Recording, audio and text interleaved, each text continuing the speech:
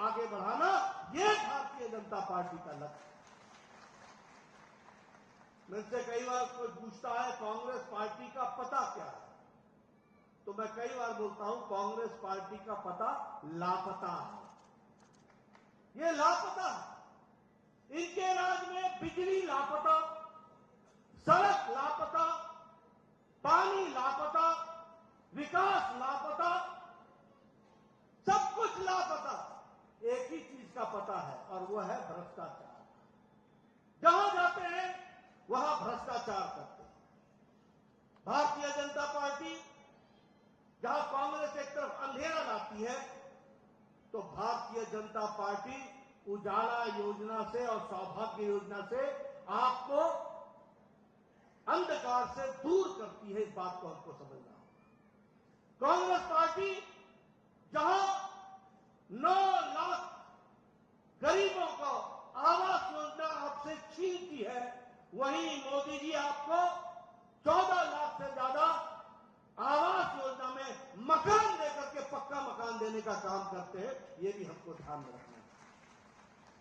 जहां कांग्रेस पार्टी आपको गरीबी की तरफ ढकेलती है, वहां प्रधानमंत्री मोदी जी 80 करोड़ की जनता को प्रधानमंत्री गरीब कल्याण अन्न योजना में मुफ्त राशन देकर के 13.5 करोड़ लोगों को गरीबी की रेखा से ऊपर उठा देते हैं और विकास की ओर उनको ले चलते हैं। ये हमारा लक्ष्य रहा है।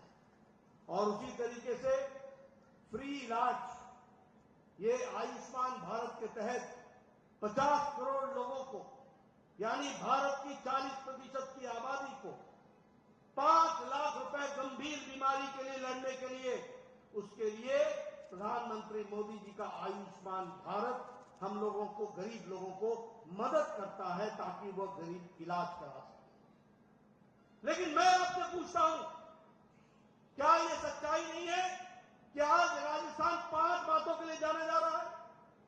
पहला जाना जा रहा है रेप और महिला उत्पीड़न के लिए, दूसरा किसानों के साथ धोखा करने के लिए, तीसरा सरपंच से जुदा ये नारा लगता है, और लोगों को, जिसको कहते हैं कि छदम धर्मनिरपेक्षता, उसका हमको यहां प्रमाण देखने को मिलता है।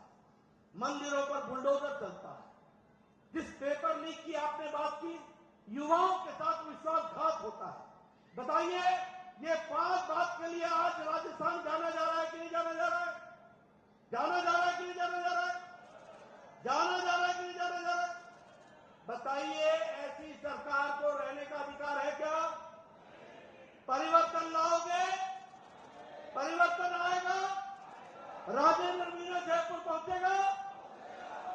मित्रों, मैं बार बार आपको कहता हूं, ये कैसा राज है? आज भ्रष्टाचार की बात करें, अगर आपके यहां कुल मिलाकर के 1 किलो सोने की ईंट आपके सेक्रेटेरिएट में मिले, अगर आपके सेक्रेटेरिएट की अलमारी में 2 करोड़ 31 लाख रुपए नगद मिले, तो आप बताइए भ्रष्टाचार हो रहा है कि नहीं हो रहा है?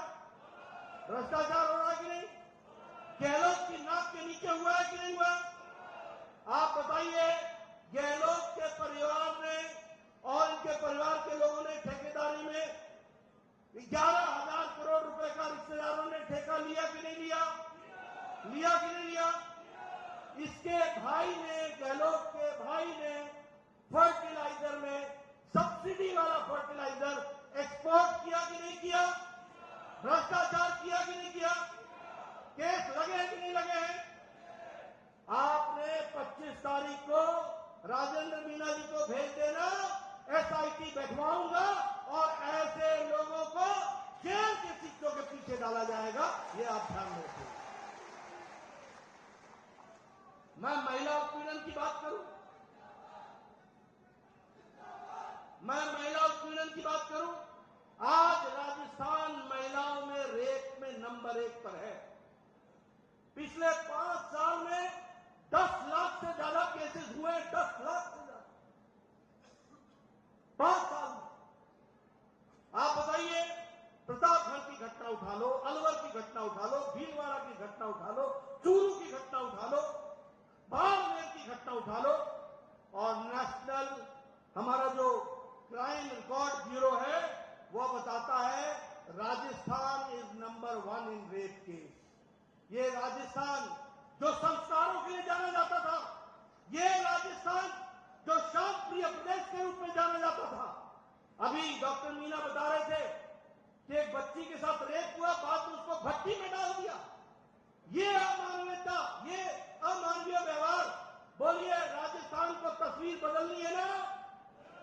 बदलनी है ना?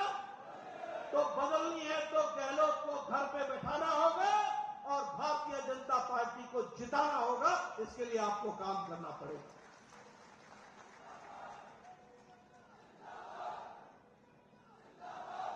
मित्रों, अगर मैं घोटालों की कहानी सुनाऊं आपसे, जैसे मैंने कहा कि अशोक गहलोत के रिश्तेदार तो इन्वॉल्व है ही, लेकिन वृद्धावस्था पेंशन योजना में भी 450 करोड़ रुपए का घोटाला कर गए, यानी बुजुर्गों को भी नहीं छोड़ा, बुजुर्गों को भी नहीं छोड़ा।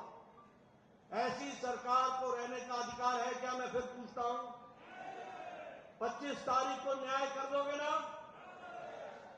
मित्रों, एक और बात मैं आपसे चर्चा करना चाहता हूं, और वह है आजकल हमारे बहुत से कांग्रेसी नेताओं को राम याद आने लगे, राम याद आने लगे। वैसे ये कई कांग्रेसी लोग हैं जिन्होंने एफिडेविट में लिख करके दिया था, एफिडेविट में, कि राम वाल्मीकि रामायण में राम काल्पनिक है, इसका कोई वैज्ञानिक आधार नहीं है, इसका कोई ऐतिहासिक आधार नहीं है, इसका कोई प्रमाण नहीं है, और आजकल राम का नाम लेकर के चले। कई लोग जनेऊ बोलते हैं, मैं जनेऊधारी हूं। ये इनको पता नहीं कि जनेऊ इधर से पहनी जाती है या इधर से पहनी जाती है, ऐसे जनेऊधारी हो गए। और ये नए नए राम भक्त हुए हैं, इनको ये भी नहीं मालूम कि राम का वनवास 14 वर्ष के लिए था या 13 वर्ष के लिए था। ऐसे लोग आजकल भगवान का नाम लेने लगे और हमारी हेठी किया करते थे, हमारा मजाक उड़ाया करते थे। कहते थे हम मंदिर वहीं बताएंगे पर तिथि नहीं बताएंगे। अब मैं उनको बोलता हूं, हम मंदिर वहीं बनाएंगे, 22 जून को आपने 22 जनवरी को आप भी आएंगे, ये आपको याद रखना चाहिए। ये परिस्थिति। इसलिए मित्रों, कांग्रेस से सावधान। ये लोग आज हरियाली आंसू भी बहाते हैं, आपके बड़ी बड़ी लुभावनी बातें करेंगे, बड़े बड़े आपके सामने तस्वीरें खींचेंगे। आप बताइए, आपसे कहा था कि नहीं कहा था कि किसानों का कर्जा माफ होगा? कहा था कि नहीं कहा था? 19,400 से ज्यादा किसानों की जमीनें कुर्क हुई हैं। और आज मैं घोषणा पत्र में बोल करके आया हूं कि उनको हम कैसे कंपनसेट करें